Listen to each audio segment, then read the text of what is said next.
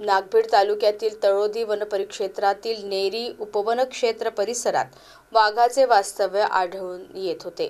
वाघाला जेरबंद करण्याच्या अनेक दिवसांच्या मागणीनंतर वनविभागाला आज यश मिळाले। ब्रह्मपुरी विभागातील तळोदी वनपरिक्षेत्राअंतर्गत येत असलेल्या नेरी उपवनक्षेत्रामधील मोखाळा नाला परिसरात आज सोमवारी पहाटे 5:30 वाजताच्या दरम्यान TN1 या मादी वाघिणीला पकडण्यात यश आले। आता या 3 वर्षीय वाघिणीला पुढील निरीक्षण आणि वैद्यकीय तपासणीसाठी सुरक्षित ठिकाणी हलविण्यात येणार आहे। या वाघिणीला जेरबंद केल्याने स्थानिक रहिवाशांनी सुटकेचा निश्वास सोडला आहे।